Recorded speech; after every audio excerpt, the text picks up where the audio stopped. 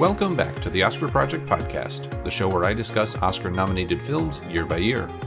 I am your host, Jonathan Eacherberg, and today I'm bringing you an author interview with Lisa Stein Haven, author of the recently published book, Early Years of Charlie Chaplin, Final Shorts and First Features.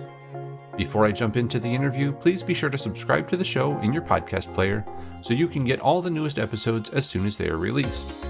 If you like the interview and want to hear more, please consider leaving a rating and review in Apple Podcasts or Spotify. Lisa Stein Haven is a professor of English at Ohio University and expert in all things Charlie Chaplin.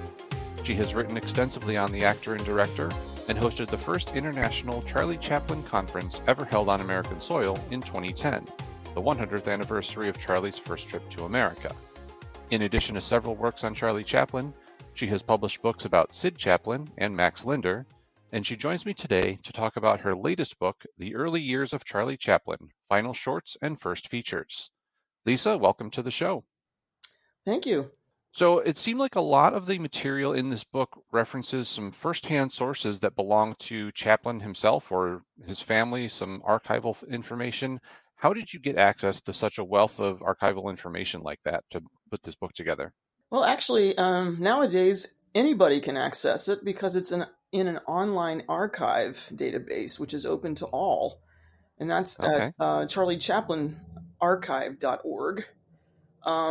However, I started back in 2004-05 when things were not uploaded yet. And so I was actually in the company office in Paris working with the actual documents at that point. So I have been lucky to do that and to actually transcribe some of Charlie's writing, which is very difficult. So I pride myself on being there at the right time when everything's starting to be uploaded. Yeah, it all went to Bologna, Italy, to the Cineteca di Bologna. And they were the ones that uploaded it to the very, very great archive. That's fantastic. So anyone can access the information, but you've actually been the one to hold it and actually work on some of that material. That's awesome. Yeah. Now, I wanted to talk a bit about Charlie's brother, Sid. You write a lot about him and how closely connected they were, especially in the first several films that you cover in this particular book. But then they eventually grew apart later on.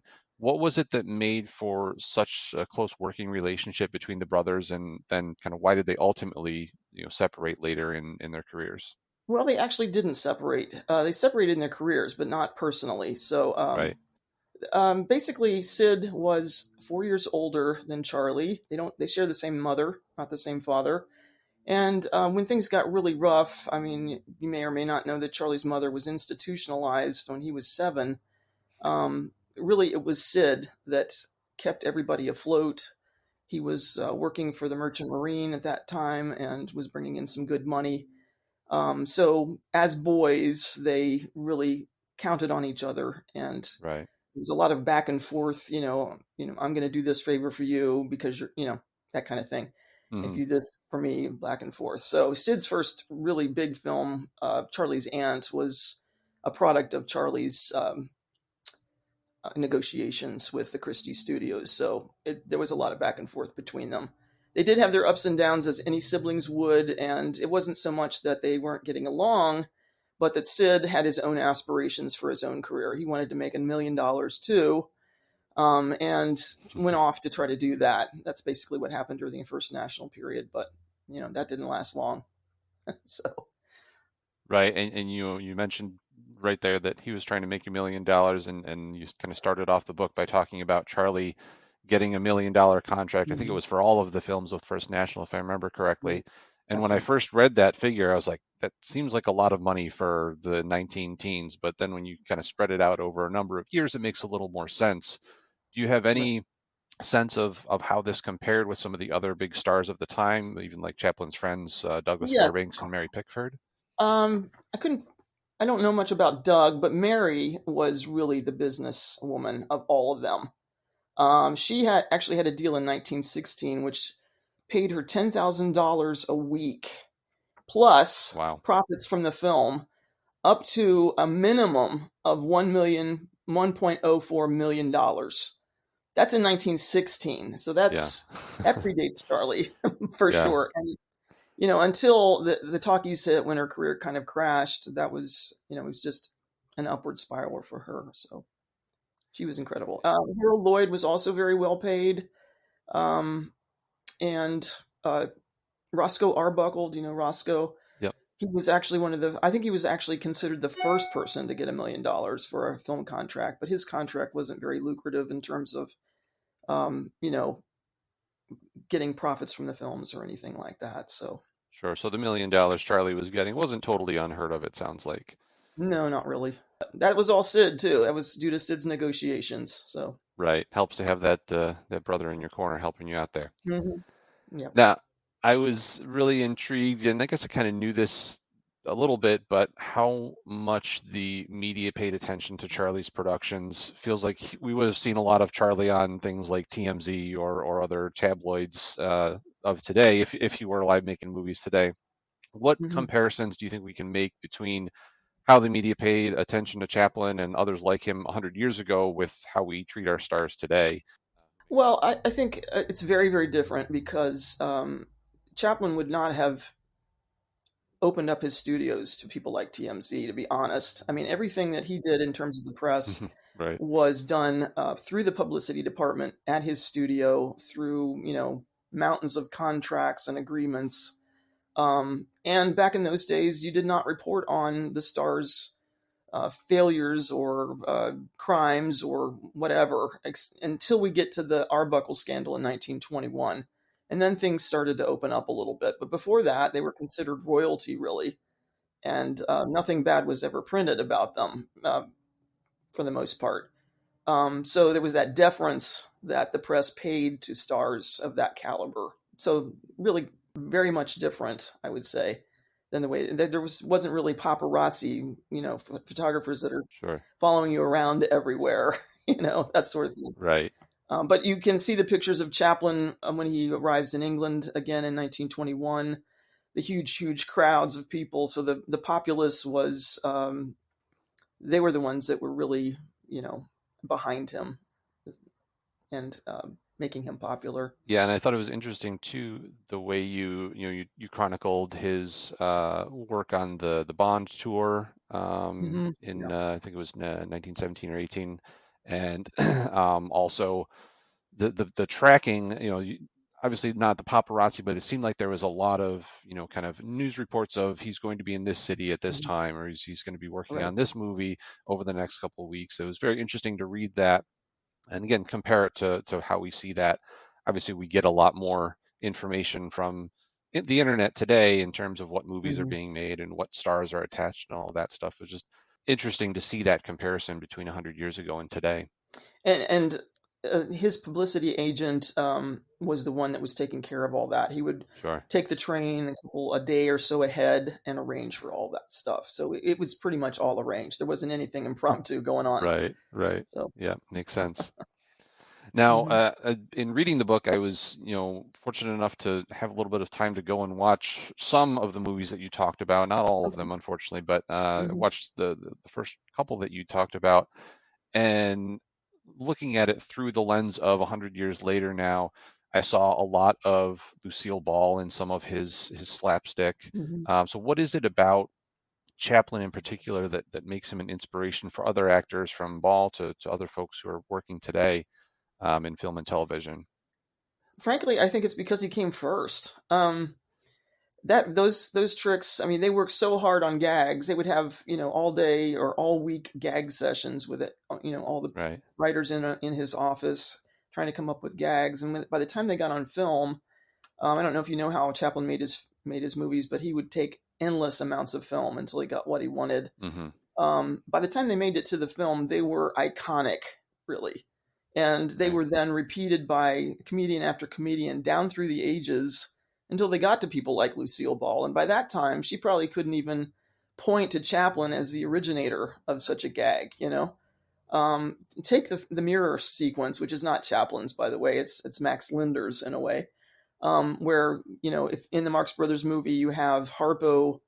Actually, Lucille Ball did this with Harpo Marx, so this Hmm. kind of mirror thing where the two characters are supposed to be looking at themselves in the mirror, and it's actually the other actor. that originated from music hall stages in England way back, and you know, and it's probably been one of the most repeated gags ever, you know. Sure. But every time it's repeated, it's morphed a little bit, you know. So not uncommon for those things to trundle down through history. Yeah, it makes sense. And for people who mainly know Chaplin by his famous Little Tramp character, what would you say to folks who are a little bit newer to Chaplin to give them a fuller picture of who he was, not just as an actor, but as a director and as a person as well? As a director, he was a control freak. He would mimic the way in which he wanted actresses to act out their parts, and actors too. And he was a type A personality overall, I would say.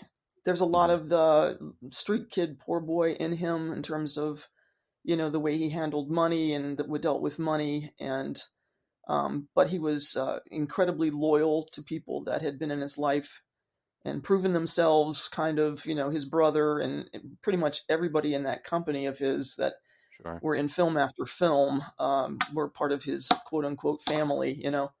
He was very private in many respects. He was an introvert, not really comfortable in situations where he had to perform. But if he was in a situation like that, he would actually become a character rather than himself.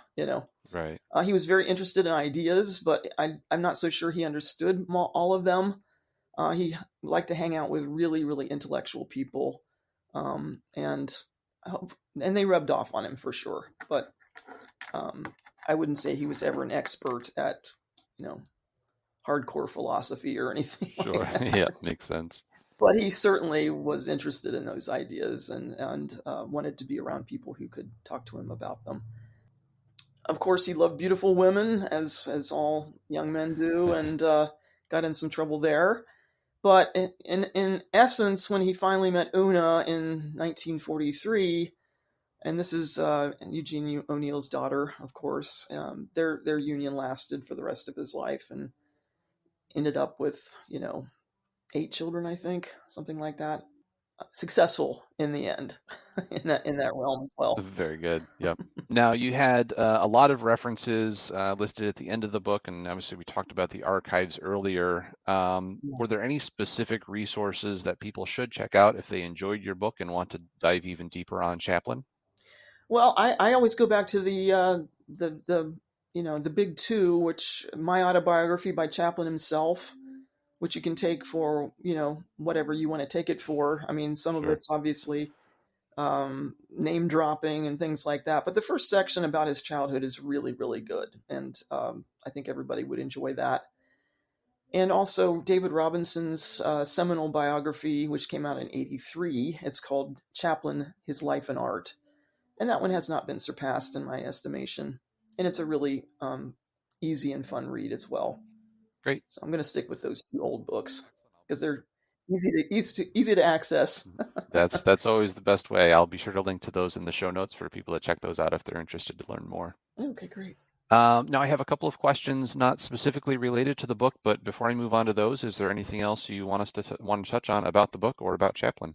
Well, about the book, I just really this period in Chaplin's life was very, very important for many reasons. I think without working for First National and all the struggles he went through creating those films, we wouldn't have the masterpieces like The Gold Rush or City Lights or even The Great Dictator.